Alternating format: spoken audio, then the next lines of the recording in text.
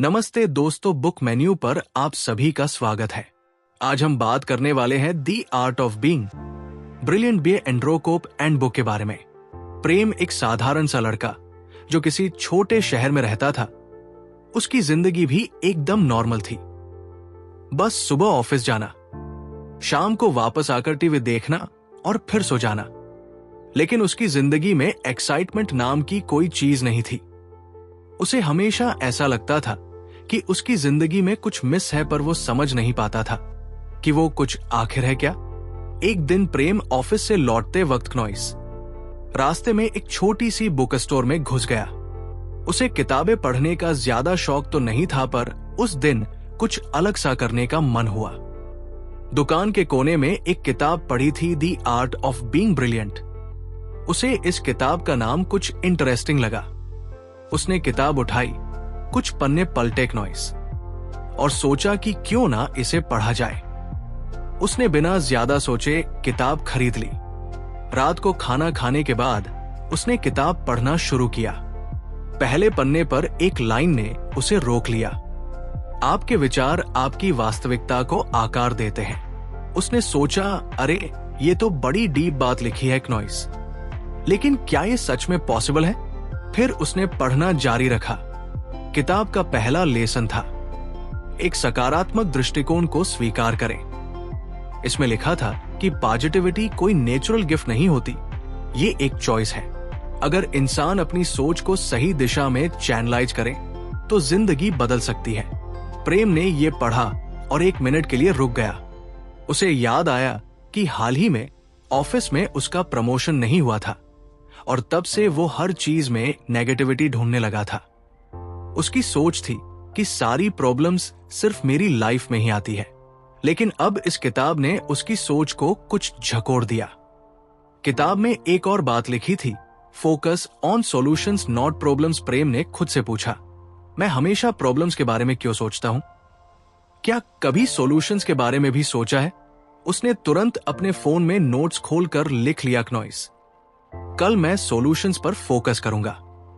अगले दिन प्रेम ने अपना दिन पॉजिटिविटी के साथ शुरू किया। जब वो ऑफिस पहुंचा तो उसने नोटिस किया कि उसका एक कोलीग हमेशा चीरफुल रहता है, चाहे कुछ भी हो जाए। उसने उससे पूछा, यार तू इतना खुश कैसे रहता है? उस कोलीग ने मुस्कुराते हुए जवाब दिया, बस छोटी छोटी चीजों में खुशी ढूंढ लेता हूं और प्रॉब्लम्स को ज्यादा इंपॉर्टेंस नहीं देता। प्रेम को उस वक्त लगा कि शायद यही बात किताब में भी कही गई है। उस दिन ऑफिस में एक बड़ा इश्यू हुआ। पूरी टीम पैनिक कर रही थी, लेकिन प्रेम ने सोचा, चलो इस बार मैं सिर्फ सॉल्यूशन पर फोकस करूंगा। उसने कलमली इश्यू को एनालाइज किया और एक प्लान सजेस्ट किया। सरप्राइजिंगली उसका प्लान काम कर गया। उसकी टीम ने उसे पहली बार इतना कंपोज्ड और हेल्पफुल देखा। उस दिन उसके बॉस ने उसे बुलाकर कहा, good job Ravi, keep this up. वो अंदर से बहुत खुश था। उसे लगा कि पॉजिटिविटी ने सच में असर दिखाना शुरू कर दिया है। घर लौटकर उसने फिर किताब पढ़नी शुरू की। उसमें लिखा था कि पॉजिटिविटी सिर्फ आपकी सक्सेस कोई नहीं, बल्कि आपके आसपास के लोगों को भी इन्फ्लुएंस करती है। इसे पढ़ते ही प्रेम को याद आया कि उसकी माँ हमेशा कहती थी, तुम्हारा मूड पूरे घर के माहौल को डिफाइन करता है। अगर तुम खुश रहोगे तो घर का माहौल भी अच्छा रहेगा। उसे पहली बार महसूस हुआ कि उसकी नेगेटिविटी ने उसके परिवार पर भी असर डाला है। नॉइस उसने डिसाइड किया कि अब वो घर पर भी अपने बिहेवियर में बदलाव लाएगा। अगले दिन सुबह उसने माँ के लिए चाय बनाई और उनसे कैजुअली बात करने लगा। माँ हैरान रह गई क्योंकि प्रेम ऐसा कभी नहीं करता था। उन्होंने मुस्कुराते हुए कहा, क्या बात है, आज कुछ खास दिन है क्या नॉइस? प्रेम ने बस इतना कहा, नहीं मां, बस आज मन किया। लेकिन अंदर से वो खुद को बदलता हुआ महसूस कर रहा था।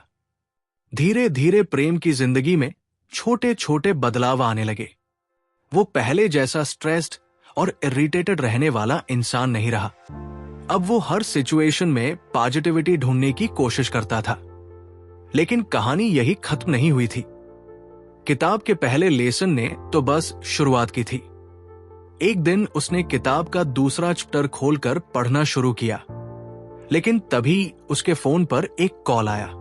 कॉल पर उसका चाइल्डहुड फ्रेंड था जो उसे एक सेमिनार में इनवाइट कर रहा था। यह सेमिनार सेल्फ ग्रोथ और मिंडफुलनेस पर था।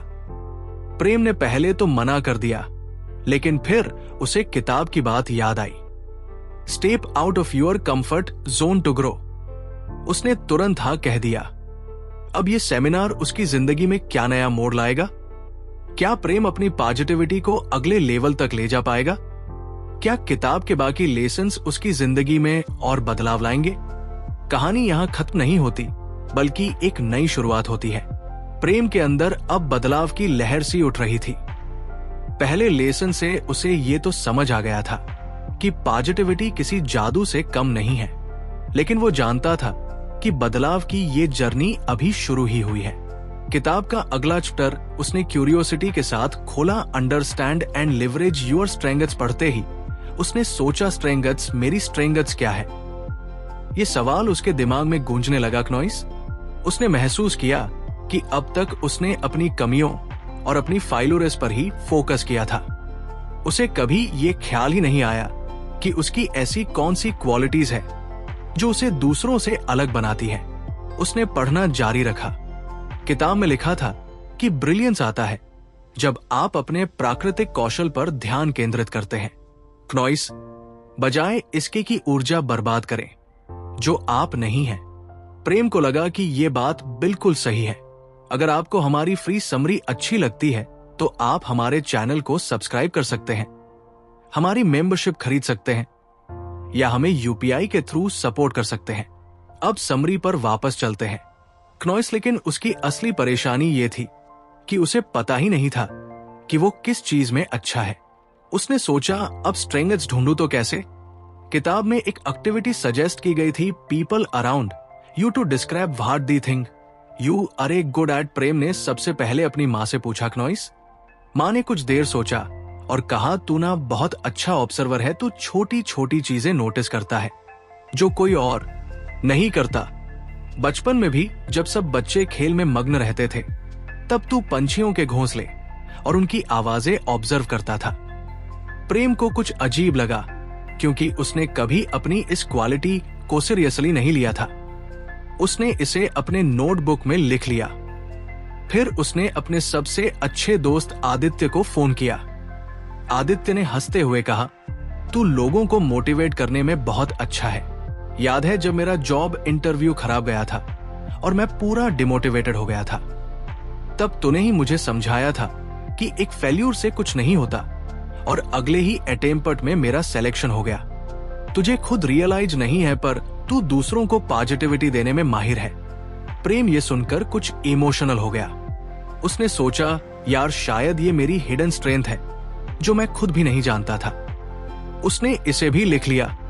इसके बाद उसने ऑफिस में अपने एक क्लोज कोलिग से पूछा। वो बोला, तू प्रॉब्लम्स को लॉजिकली एनालाइज करता है, जब भी कोई मुश्किल आती है तो सबसे काम रहता है और प्रैक्टिकल सॉल्यूशंस ढूंढता है। ये स्किल हर किसी में नहीं होती। 3 अलग अलग पर्सपेक्टिव सुनकर प्रेम को ऐसा लगने लगा जैसे पजल के टुकड़े धीरे धीरे जुड़ रहे हैं। उसने महसूस किया कि स्ट्रेंथ्स ढूंढना कोई रॉकेट साइंस नहीं है। ये वो क्वालिटीज है जो हम नेचुरली करते हैं और जो दूसरों को भी दिखाई देती है। उस रात उसने किताब का अगला हिस्सा पढ़ा। क्नॉइस, उसमें लिखा था कि एक बार जब आप अपनी ताकतों को पहचान लेते हैं तो अपने लक्ष्यों और गतिविधियों को उनसे मेल खाना शुरू करें। प्रेम ने सोचा, लेकिन मैं अपनी स्ट्रेंथ्स का यूज कैसे करूं? किताब में एक और बात लिखी थी, don't try to be good at everything, be exceptional at what you are naturally good at. ये पढ़कर उसे याद आया कि ऑफिस में वो अक्सर खुद को दूसरों से कंपेयर करता था। उसे लगता था कि वो टेक्निकल स्किल्स में उतना अच्छा नहीं है जितना उसके कुछ कॉलीग्स, लेकिन अब उसे समझ आया कि शायद वो किसी और फील्ड में एक्सेल कर सकता है जहां उसकी स्ट्रेंथ्स काम आए। अगले दिन ऑफिस में एक नया प्रोजेक्ट असाइन किया गया। यह प्रोजेक्ट एक प्रेजेंटेशन पर था जिसमें टीम को क्लाइंट्स के साथ उनकी समस्याओं पर डिस्कशन करना था।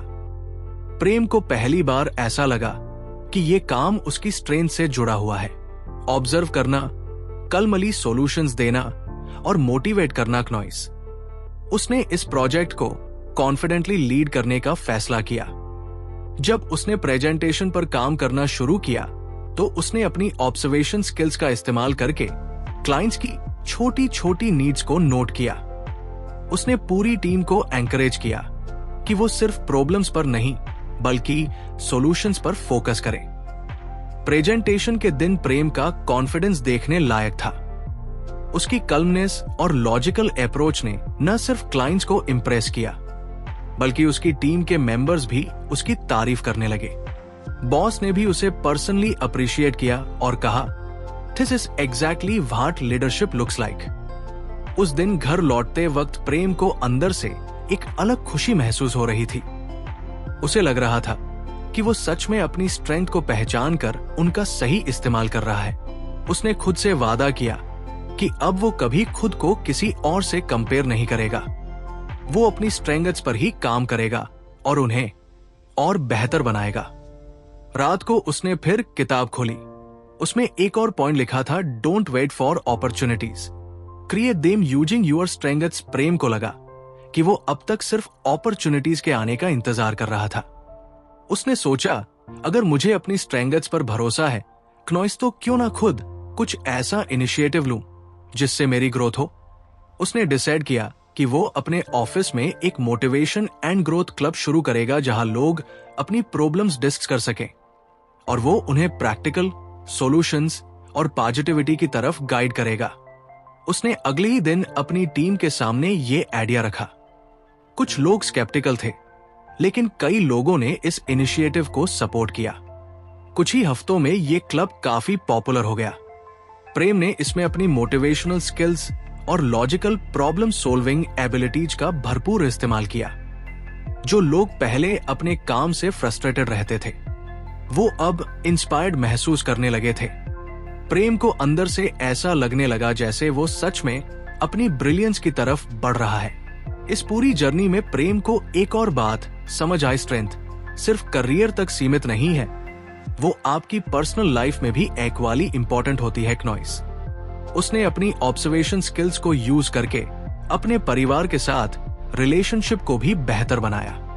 अब वो अपने माता पिता की छोटी छोटी नीड्स को पहले से ज्यादा समझने लगा था। कहानी यहां भी खत्म नहीं होती। प्रेम ने अब तक पॉजिटिविटी को एम्ब्रेस किया, अपनी स्ट्रेंथ्स को पहचान कर लेवरेज किया और अपनी लाइफ में एक नई दिशा पाई।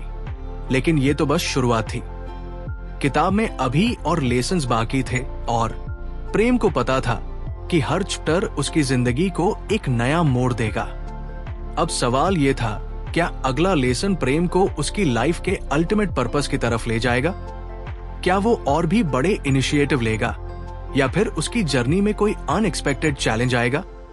ये सब अभी तक रहस्य था। प्रेम की जिंदगी अब पहले जैसी नहीं रही थी। The art of being brilliant की सीखों ने उसकी सोच को पूरी तरह बदल दिया था। हर नया लेसन से खुद के बारे में कुछ नया सीखा रहा था। अब पॉजिटिविटी और अपनी स्ट्रेंथ्स को पहचानने के बाद वो अपनी जिंदगी में और भी क्लैरिटी महसूस कर रहा था। लेकिन किताब के अगले चैप्टर ने उसकी क्यूरियोसिटी को और बढ़ा दिया। अगला लेसन था कल्टिवेट इमोशनल इंटेलिजेंस क्नॉइस। रात को उसने आराम से बैठकर ये चैप्टर पढ़ना शुरू किया। पहले ही पैराग्राफ ने उसे सोचने पर मजबूर कर दिया। उसमें लिखा था, emotional intelligence is not just about understanding your emotions but also about managing them in a way that benefits you and those around you. Prem ने एक पल रुककर खुद से पूछा, क्या मैं अपनी इमोशंस को समझता हूं? क्या मैं उन्हें कंट्रोल कर पाता हूं? उसने तुरंत अपने पास्ट को याद करना शुरू किया। कई बार ऐसा हुआ था कि जब वो गुस्से में होता था तो अनजाने में ही दूसरों को हर्ट कर देता था। क्नॉइसफिस में जब काम का प्रेशर बढ़ता था तो वो चिड़चिड़ा हो जाता था। लेकिन अब उसे लग रहा था कि उसकी इमोशंस को सही तरीके से मैनेज करना कितना जरूरी है।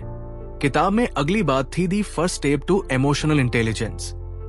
इस सेल्फ अवेयरनेस ये लाइन पढ़ते ही प्रेम ने खुद से सवाल करना शुरू किया, क्नॉइस, मेरी सबसे कॉमन इमोशंस क्या है और मैं उनके साथ कैसा बिहेव करता हूं? उसने अपनी नोटबुक उठाई और लिखना शुरू किया। गुस्सा, जब भी कोई मेरी बात नहीं समझता मुझे गुस्सा आता है। फ्रस्ट्रेशन, जब मैं किसी चीज में बार बार फेल होता हूँ। खुशी, जब लोग मेरे काम को अप्रिशिएट करते हैं। नॉइस, उसने महसूस किया कि उसकी हर इमोशन का ट्रिगर है। किताब में सजेशन दिया गया था कि जब भी कोई स्ट्रांग इमोशन महसूस हो तो तुरंत रुककर खुद से पूछो, why am I feeling this. वे प्रेम ने इसे अपने दिन की शुरुआत में प्रैक्टिस करने का फैसला किया। अगले दिन ऑफिस में एक छोटी सी गलती पर उसके बॉस ने सबके सामने डांट दिया। पहले तो प्रेम को बहुत गुस्सा आया, उसके अंदर फ्रस्ट्रेशन भरने लगा, लेकिन उसने तुरंत किताब की बात याद की। उसने खुद से पूछा, मुझे गुस्सा क्यों आ रहा है? क्या ये सिचुएशन मेरे गुस्से के लायक है? कुछ देर शांत रहने के बाद उसने रियलाइज किया कि बॉस का मूड खराब था और गलती इतनी बड़ी नहीं थी। उसने खुद को काम किया और गुस्से को शांत करके काम पर ध्यान लगाया। उस दिन प्रेम को पहली बार अपनी इमोशनल अवेयरनेस का असर महसूस हुआ। उसने जाना कि इमोशंस को हैंडल करना मुश्किल हो सकता है, लेकिन असंभव नहीं। नॉइस किताब का अगला हिस्सा एम्पैथी पर था। इसमें लिखा था, emotional intelligence is incomplete without empathy. Understanding others' feelings and perspective builds trust and strengthens relationship. प्रेम को एम्पैथी का मतलब तो पता था, लेकिन उसने इसे कभी कॉन्शियसली प्रैक्टिस नहीं किया था।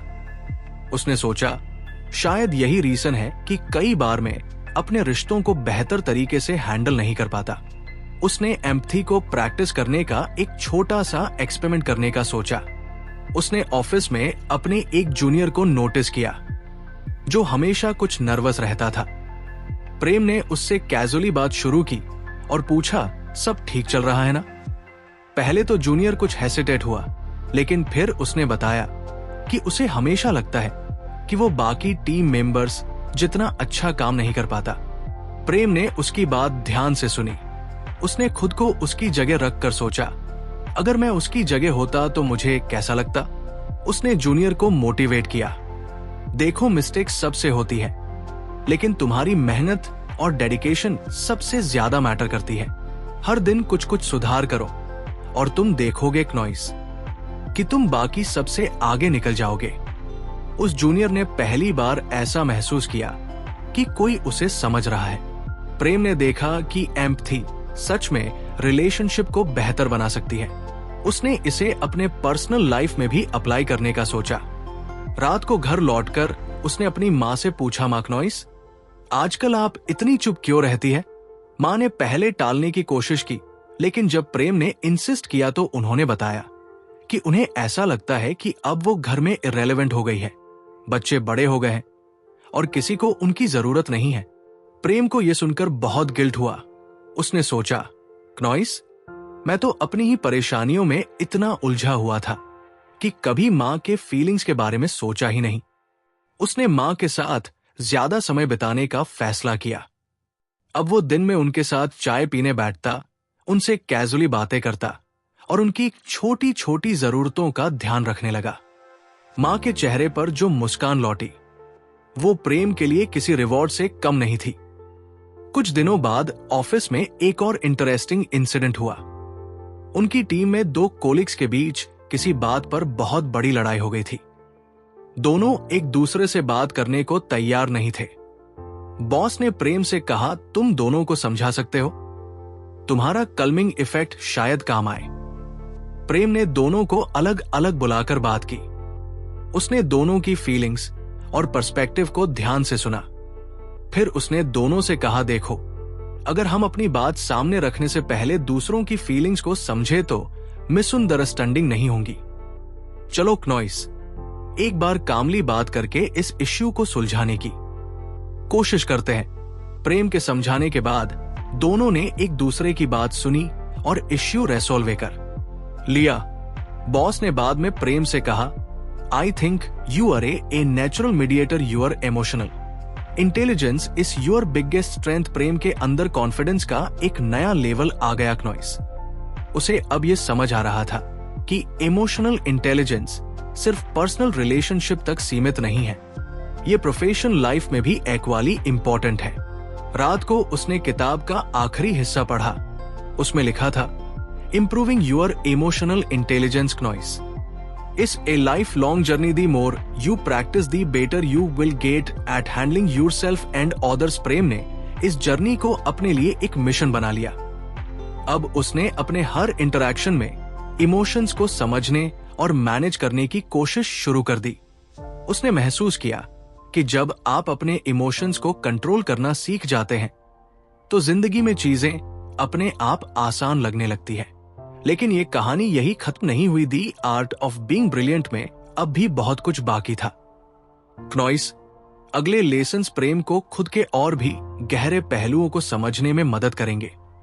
वो कौन से लेसन्स होंगे और वो प्रेम की जिंदगी को किस दिशा में लेकर जाएंगे? कहानी अभी जारी है। प्रेम अब तक अपनी जिंदगी में कई बदलाव देख चुका था। दी आर्ट ऑफ बीइंग ब्रिलियंट के हर लेसन ने उसे खुद के बारे में कुछ नया सिखाया था, लेकिन वो जानता था कि सफर अभी लंबा है। किताब का अगला चैप्टर उसने क्यूरियोसिटी के साथ खोला। ये चैप्टर था ट्रांसफॉर्म चैलेंजेस इनटू अपॉर्चुनिटीज। रात के सन्नाटे में जब वो ये लेसन पढ़ रहा था, क्नॉइस तो पहली लाइन ने ही उसका ध्यान खींच लिया। चुनौतियां अनिवार्य है, लेकिन आप कैसे उन्हें देखते हैं वो सबकी दिशा बदलता है। प्रेम को लगा जैसे ये लाइन उसकी जिंदगी पर एकदम सटीक बैठती है। उसने किताब में आगे पढ़ा कि इंसान अक्सर चुनौतियों को नेगेटिविटी और डर के साथ देखता है, क्नॉइस, लेकिन अगर इन्हें ग्रोथ और लर्निंग के नजरिए से देखा जाए तो हर चैलेंज एक नए मौके की तरह बदल सकता है। ये पढ़ते ही प्रेम ने अपनी पुरानी फाइलोरेस को याद करना शुरू किया। उसे सबसे पहले याद आया वो टाइम जब वो अपने पहले जॉब इंटरव्यू में फेल हो गया था। उस वक्त उसने खुद को काफी बेकार महसूस किया था। उसे लगा था कि वो कभी कुछ हासिल नहीं कर पाएगा, लेकिन अब इस लेसन ने उसे सोचने पर मजबूर कर दिया। उसने सोचा, अगर उस फेल्यूर को मैं एक सबक के रूप में देखता तो शायद मैं आज और भी बेहतर होता। किताब में एक एक्सरसाइज सजेस्ट की गई थी। List down your biggest challenges and identify what you learn from them. Prem ने तुरंत अपनी नोटबुक उठाई और लिखना शुरू किया।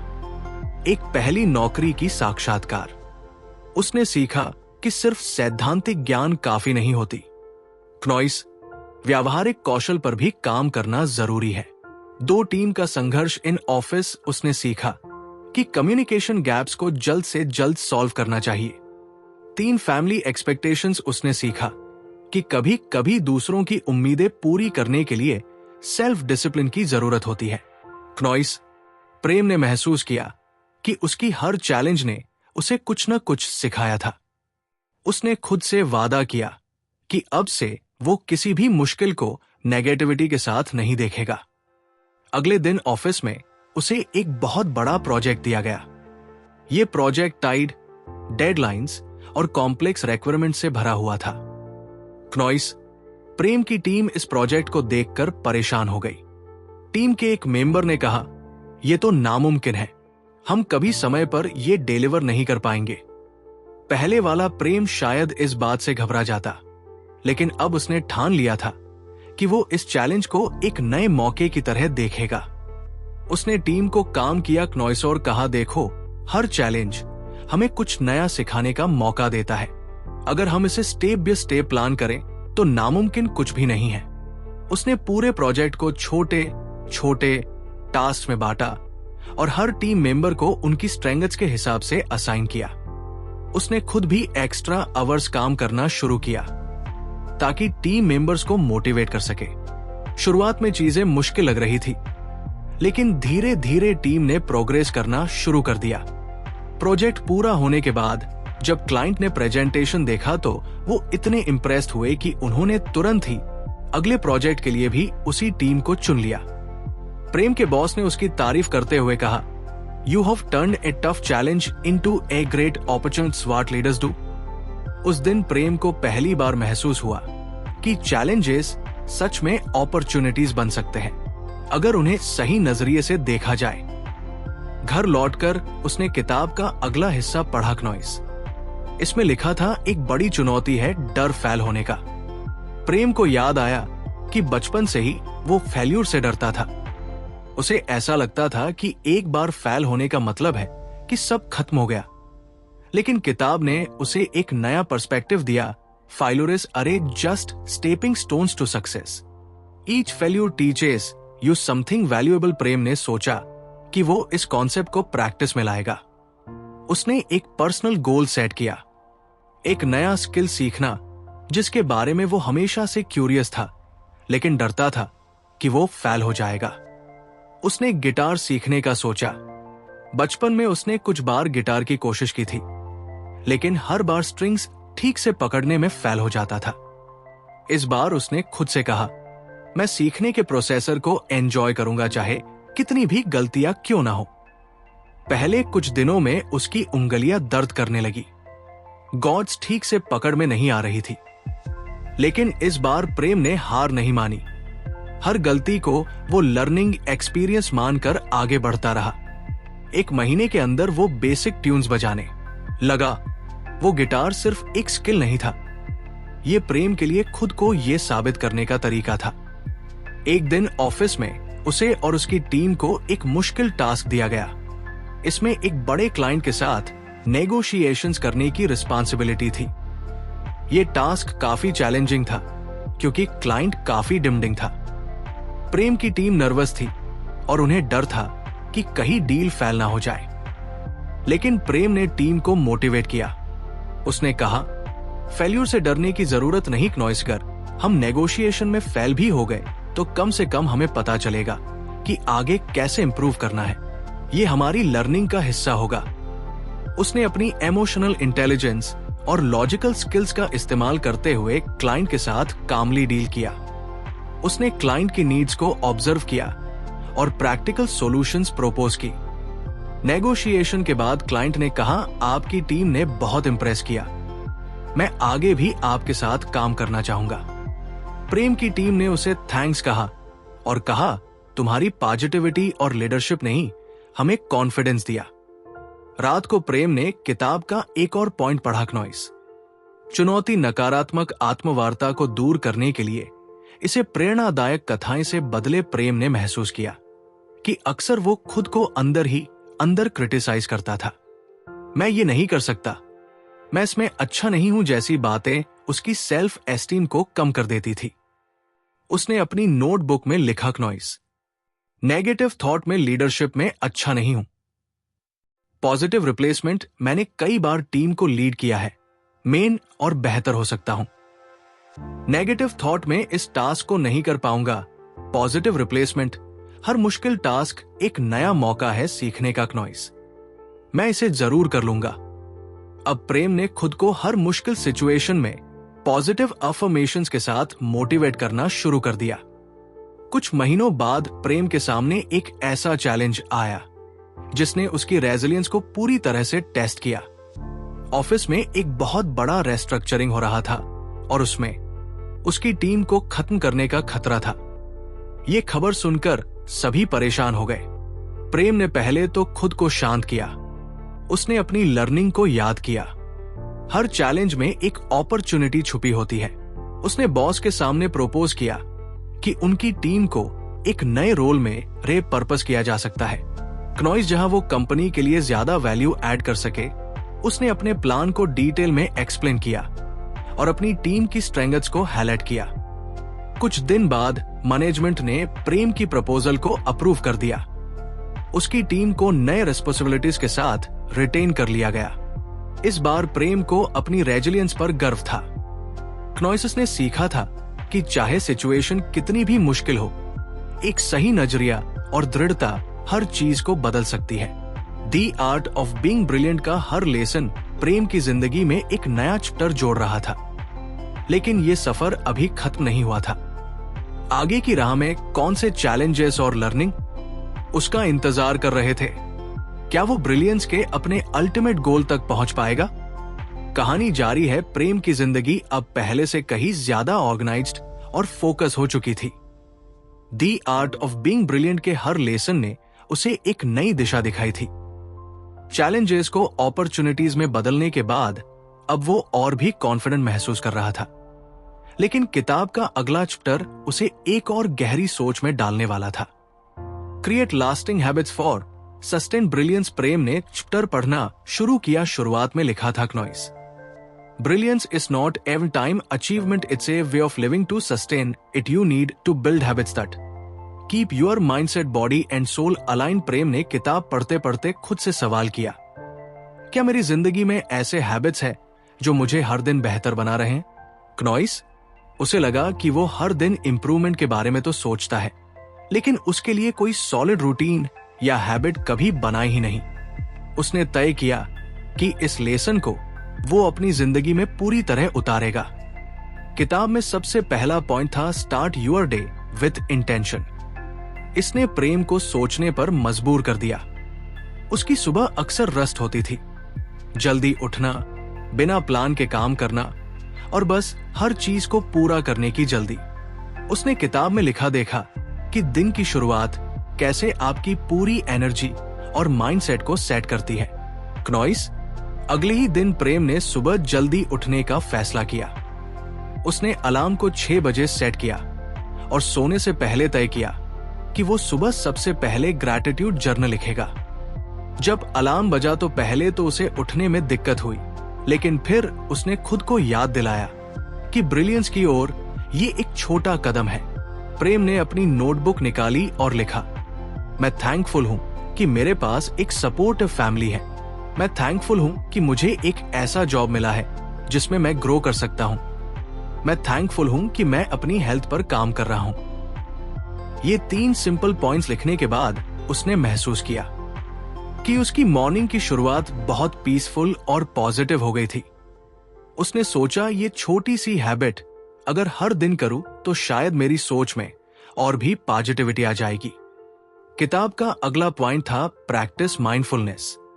इसमें लिखा था कि जब हम क्नॉइस दिन भर की भागदौड़ में उलझे रहते हैं तो हमारा दिमाग क्लटर हो जाता है। माइंडफुलनेस हमें अपने प्रेजेंट मूवमेंट पर फोकस करना सिखाता है। प्रेम ने ये कॉन्सेप्ट पहले सुना था, लेकिन इसे कभी प्रैक्टिस नहीं किया था। उसने अगले दिन से एक छोटा एक्सपेरिमेंट शुरू किया। क्नॉइस, उसने डिसाइड किया कि हर दिन काम शुरू करने से पहले वो 10 मिनट के लिए सिर्फ डीप ब्रीदिंग करेगा और अपने थॉट्स को ऑब्जर्व करेगा। पहले कुछ दिन मुश्किल थे, उसका दिमाग बार बार इधर उधर भागता। उसे लगता, क्या मैं टाइम वेस्ट कर रहा हूं क्नॉइस? लेकिन धीरे धीरे उसने महसूस किया कि ये प्रैक्टिस उसे काम कर रही थी। ऑफिस में भी जब कभी स्ट्रेस बढ़ता तो वो 1-2 मिनट के लिए पॉज लेकर अपनी ब्रीथिंग पर फोकस करता। उसे लगा कि उसका स्ट्रेस लेवल पहले से काफी कम हो गया था। किताब में आगे एक और कॉन्सेप्ट था क्नॉइस, incorporate activities that promote wellbeing. Prem को तुरंत अपने अनहेल्थी लाइफस्टाइल की याद आई। वो काम में इतना बिजी रहता था कि अपनी फिजिकल हेल्थ पर ध्यान देना भूल जाता था। उसने सोचा कि वो अपनी रूटीन में कुछ फिजिकल एक्टिविटी ऐड करेगा। उसने इनिशियली एक सिंपल गोल रखा, रोजाना 15 मिनट की वक्त। पहले कुछ दिनों में वो सुबह उठने के बाद नियर बाय पार्क में वॉक करने लगा। फ्रेश एयर और हरियाली में चलने से उसे काफी अच्छा महसूस हुआ। धीरे धीरे उसने इस हैबिट को एक्सटेंड करते हुए जिम ज्वाइन कर लिया। प्रेम ने महसूस किया कि फिजिकल एक्टिविटी सिर्फ बॉडी के लिए नहीं बल्कि माइंड के लिए भी बेनिफिशियल है। उसे अब हर दिन ज्यादा एनर्जेटिक महसूस होता था। ग्रैटिट्यूड, माइंडफुलनेस और फिजिकल वेलबींग के अलावा किताब में एक और बहुत इंपॉर्टेंट हैबिट के बारे में लिखा था, end your day with reflection. इसमें कहा गया था कि रात को सोने से पहले अगर आप दिन भर की छोटी छोटी अचीवमेंट्स और लर्निंग्स पर ध्यान दें तो आपकी ग्रोथ एक्सेलरेट हो सकती है। प्रेम ने रात को सोने से पहले 5 मिनट निकालने का फैसला किया। उसने एक सिंपल सवाल से शुरुआत की, आज मैंने क्या अच्छा किया क्नॉइस? आज मैंने क्या सीखा? कल मैं क्या बेहतर कर सकता हूं? पहली रात उसने लिखा, मैंने आज क्लाइंट मीटिंग में काम रहकर अच्छा डील फाइनलाइज किया। मैंने सीखा कि पेशेंस से हर मुश्किल सिचुएशन हैंडल हो सकती है। कल मैं अपनी टाइम मैनेजमेंट को और इंप्रूव करूंगा। क्नॉइस ने देखा कि ये हैबिट न सिर्फ उसे हर दिन रिफ्लेक्ट करने का मौका दे रही थी, बल्कि उसकी सेल्फ अवेयरनेस को भी बढ़ा रही थी। कुछ हफ्तों बाद प्रेम की जिंदगी में नोटिसेबल बदलाव आ चुके थे। उसकी मॉर्निंग ज्यादा पीसफुल थी। उसका स्ट्रेस लेवल कम था और उसकी प्रोडक्टिविटी बढ़ गई थी। क्नॉइसिस ने देखा कि छोटी छोटी हैबिट्स ने उसकी पूरी माइंडसेट को ट्रांसफॉर्म कर दिया है। लेकिन ये जर्नी यही खत्म नहीं हुई। प्रेम जानता था कि हैबिट्स को मेंटेन करना जितना जरूरी है उतना ही मुश्किल भी। उसने किताब में पढ़ा था, consistency is the key to building lasting habits क्नॉइस। Even when it feels hard keep going, the results are worth it. एक दिन जब प्रेम ऑफिस में बहुत बिजी था तो उसने ग्रैटिट्यूड जर्नल लिखना स्किप कर दिया। अगले दिन उसने माइंडफुलनेस प्रैक्टिस भी छोड़ दी। उसे महसूस हुआ कि अगर वो डिसिप्लिन नहीं रखेगा तो धीरे धीरे ये हैबिट्स खत्म हो सकती है। क्नॉइसिस ने अपने लिए एक रूल बनाया, never skip a habit for 2 consecutive days. इससे उसे अपनी रूटीन मेंटेन करने में मदद मिली। अब प्रेम सिर्फ अपनी हैबिट्स को फॉलो नहीं कर रहा था, वो दूसरों को भी इंस्पायर कर रहा था। ऑफिस में उसके कॉलीग्स उससे पूछते, क्नॉइस तुम इतने काम और प्रोडक्टिव कैसे रहते हो? प्रेम ने उन्हें अपनी हैबिट्स के बारे में बताया। धीरे धीरे उसकी टीम के कुछ लोग भी ग्रैटिट्यूड जर्नल और माइंडफुलनेस प्रैक्टिस करने लगे। दी आर्ट ऑफ बीइंग ब्रिलियंट की टीचिंग्स न सिर्फ प्रेम की जिंदगी में पॉजिटिविटी ला रही थी क्नॉइस, बल्कि उन लोगों की जिंदगी को भी बदल रही थी जो उसके साथ जुड़े थे। लेकिन प्रेम जानता था कि बिलियंस की ये जर्नी अभी खत्म नहीं हुई थी। किताब के अगले लेसन्स में कौन सी नहीं सीखे थी? क्या वो अपनी बिलियंस को अगले लेवल तक ले जा पाएगा? प्रेम की जिंदगी अब पहले जैसी नहीं रही थी। दी आर्ट ऑफ बीइंग ब्रिलियंट के हर लेसन ने उसे ना सिर्फ एक बेहतर इंसान बनाया था, बल्कि उसने अपने आसपास के लोगों पर भी सकारात्मक असर डाला था। उसकी नई हैबिट सुबह ग्रैटिट्यूड जर्नल लिखना, माइंडफुलनेस प्रैक्टिस करना और फिजिकल एक्टिविटी में खुद को एंगेज करना उसकी डेली रूटीन का हिस्सा बन चुकी थी। अब वो हर सुबह एक अलग एनर्जी के साथ उठता और खुद से एक ही सवाल पूछता, आज मैं कौन सी नई चीज सीख सकता हूं? प्रेम ने महसूस किया कि ब्रिलियंस कोई डेस्टिनेशन नहीं है, बल्कि ये एक कंटिन्यूअस जर्नी है। हर दिन वो खुद को क्नॉइस कुछ बेहतर बनाने की कोशिश करता। ऑफिस में भी उसका रवैया पूरी टीम के लिए एक इंस्पिरेशन बन गया था। जो लोग पहले उसे सिर्फ एक को वर्कर के रूप में देखते थे, अब वे उसे एक लीडर मानने लगे थे। उसके पॉजिटिविटी और काल्मनेस ने माहौल को पूरी तरह बदल दिया था। क्नॉइस ने सीखा था कि असली ब्रिलियंस खुद के अंदर की रोशनी को पहचानने और उसे दूसरों तक पहुंचाने में है। लेकिन प्रेम जानता था कि अभी उसकी ग्रोथ पूरी नहीं हुई है। किताब के अगले लेसन्स में और भी गहराई थी और उसने तय किया कि वो इन लर्निंग को अपनी जिंदगी में उतारने के साथ साथ दूसरों के साथ भी बांटेगा। उसकी जर्नी ब्रिलियंस की ओर जारी थी और वो इस सफर में हर दिन कुछ नया जोड़ने को तैयार था। तो फ्रेंड्स, ये थी हमारी आज की बुक समरी। आपको कैसी लगी? कमेंट करके जरूर बताएं और धन्यवाद आपका समरी एंड तक सुनने के लिए।